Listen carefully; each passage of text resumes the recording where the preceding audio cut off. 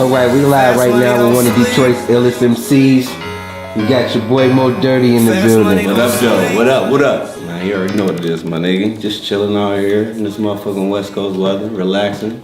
How long you been out on the West? Been out here about 2 years, bro. Been out here 2 years solid. Like, you know what I'm saying? Just out the way. What make a Detroit nigga like you come to Las Vegas of all places? I think like what really brought me to the West Coast was mainly to get away from like the distractions and like a lot of stuff that I need to explore that I wasn't able to explore back in the day, because you know what I'm saying, I was in and out of jail, been on probation and parole and shit like that, so all them attachments is gone, bro. Do you think Detroit was some of the reasons you was in jail? I would say like some of the decisions that I made and the areas that I put myself in, like the consequences based off of the decisions that I made, you know what I'm saying, it kept me in a pigeonhole to where I was stagnant. So I was just there, you know what I'm saying, not really moving around, not able to move around the city surrounding in the tri-state, and you know, I'm national or international shit. So it's pretty much like I couldn't move. That was it. Well, yeah, you was moving, it looked like to me, man. I saw you on all kind of battles. I peeped you in like all kind of states and cities. You know, you still popping shit off with battles right now? Got a couple battles that I'm talking about putting together right now. Not even putting together, but you know, once them deposits come through, then I'll be able to say like what we're gonna be doing in the future. But like we talking about doing a couple of battles this year, bro. You think being on the West Coast influencing any of your music you've been making? You've been hitting the streets hard lately, bro. Being able to be out here and see certain shit, like me being a Detroit nigga, like I'm always gonna be a Detroit nigga wherever I'm at. So it's kind of like some of that stuff some of the shit that I see out here, like definitely I run parallel with who I am and what I've become, like in comparison to just being a regular lyricist or MC from Detroit. Like I come out here, the music out here, the scenery gives me a different light to look at. So, and it definitely shows in the music. How you feel about California? I think California is similar to Detroit. They got a lot of history, you know, an old town. It's the same way. Oh yeah, I fuck with Cali. It's definitely got like some of the most monumental areas of control in music to date. Like, you know what I'm saying? Some of the people who are on the Midwest, on the East Coast, some of the most popular people, they move out to Cali because like that's where everybody is at right now. But as far as the music, like the Cali music, I love the Cali music. I love the Cali weather. I love I was just recently at Venice Beach, and you know what I'm saying, it gave me a different inspiration along with the music, you feel me? Tell me some random shit about Moe Dirdee, something nobody know. I swear on my mama, I hate liver, dog. Tell me some real shit that don't nobody know, man. Probably like some solid shit is like, I'm a legit certified sous chef, you feel me? Word? A legit certified sous chef for a long time. Like I literally can chop some shit up, huh? Chop some shit up, bro. Alright, so you got any shows popping? Anything lined up with that? What's cracking? Yeah, I've got a couple of shows lined up. One in the near future that I got coming up is in March in Detroit. What's the date? The date, March 25th at the Grasshopper Underground in Ferndale, Michigan. It's a little showcase we putting together. We also doing a little cipher, a little private cipher. So like some of the Detroit legends, like I ain't been in the city for a minute, so I'm gonna go out there. We're gonna put together the cipher, put together some bars, and then we're gonna do a couple of performances, and then we're gonna party. That's gonna be March 25th. I see you got a "You Don't Belong in Detroit" sweatshirt on. You know what I mean? I like that. You already know what that's about, my nigga. Yeah, that's fire. Yeah, man. Well, I know what it's about, but tell the people that don't know what it's about. You Don't Belong in Detroit was actually a song that I put together. It's got 130,000 views on YouTube to date, and it's an anthem that I created. It's pretty much like it was attached to, at one particular point it was attached to a battle, like meaning it was a Detroit versus Chicago battle, and with that Detroit versus Chicago battle, I put together a song that I could put out and let my niggas hear, So they can pretty much just like, you know what I'm saying, embed in their minds, like, okay, this is what we're gonna say when the battle get ready to come out.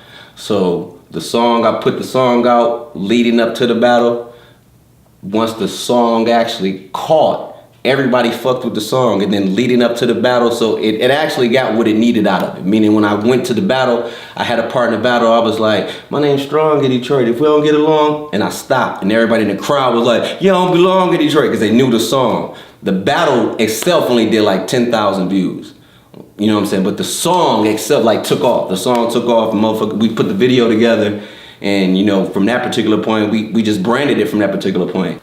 So you could buy that? Yeah, you can buy these, bro. Like, how can I buy one right now? Like, you can actually go to youdon'tbelongindetroit.com 313, or you can actually PayPal moedirdee at gmail.com, and we ship them out to you. Well, either or.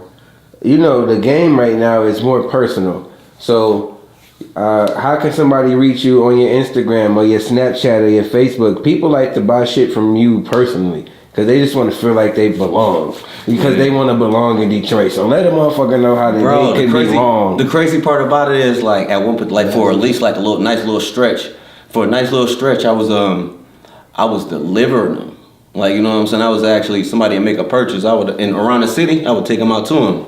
Like, and take a picture with them and everything. But that shit got too hectic, bro, to the point where I was like, man, I'll mail that shit to you, bro. What's your Instagram, my nigga? My Instagram is Moe Dirdee, Moedirdee. One more time. Moe Dirdee, Moedirdee. Same Do thing. you follow back, motherfucker? Oh yeah, I follow back. Like, I talk that shit too. Like, you know what I'm saying? Like, let the record be known. Like, for sure, I don't be on that bitch doing the fool on the live and posting every day all day, but I'm getting ready to start posting more different content. Do you think that you should do that? Oh yeah, I definitely think that I should start posting more, because there's a lot of shit that I see and go through, and the personality that I got, like, you definitely just gotta be there. But now, I just feel like I need to show y'all the motherfucker who I really am. You know what I'm saying?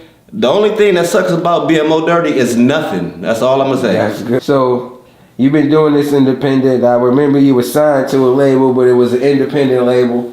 But that shit had a major behind it, so it was kind of big. But shit got snatched real fast, man. But you were signed to like another fucking indie with a major behind it too. What do you think about independent? Like, what's the hardest shit about that right now? I think the hardest part about being independent right now is that, like, the legwork and the relationships and the organization that you got to have behind all of it. Like, you know what I'm saying? It's a possibility that your relationships could collect dust.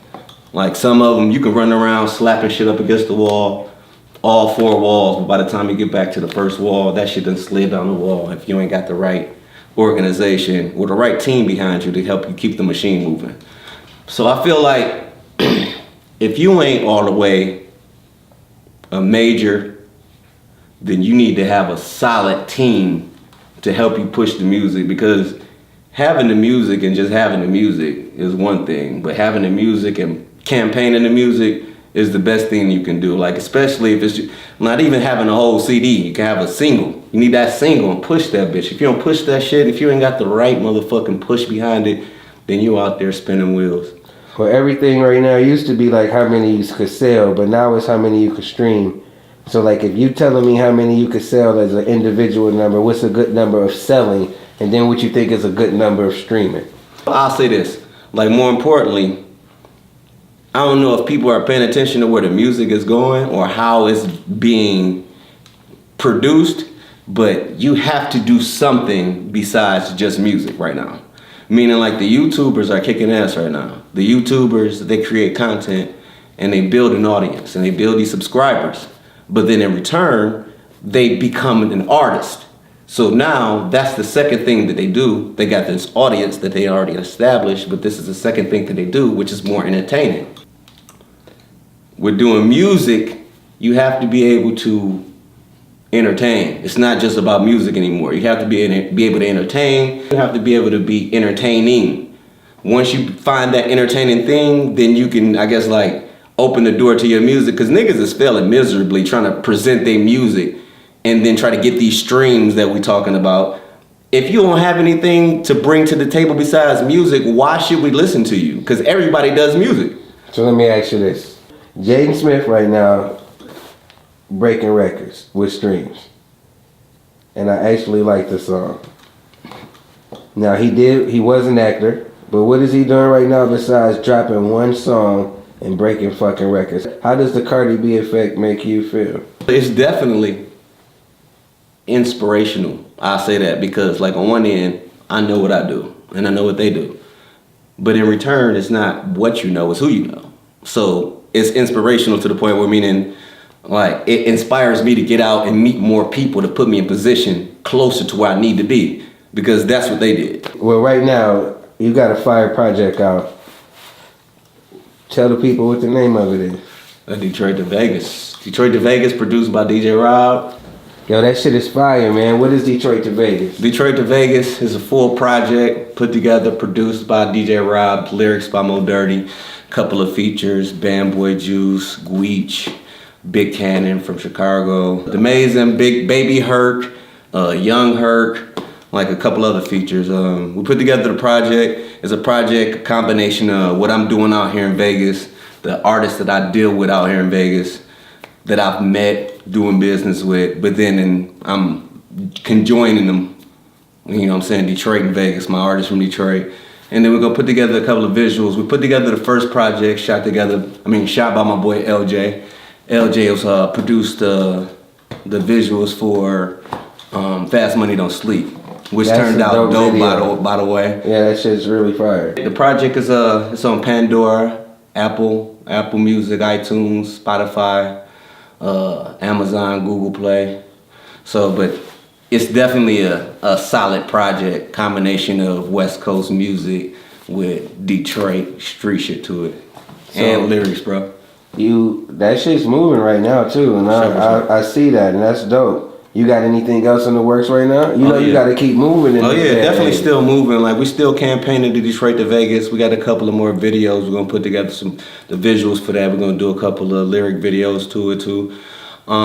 We got the project. I did a project out in Burbank, California. It's a porno? No, it's not a porno. It's a project called Moe Dirdee, spelled Moedert. It's a producer that I dealt with out there in Burbank, California. Shout out to Dirt Beats, and co-produced by DJ House Shoes. So it's a joint effort. Shout out to House Shoes, Detroit legend. We're putting together it's gonna be a digital release. Shout out to Street Corner Music.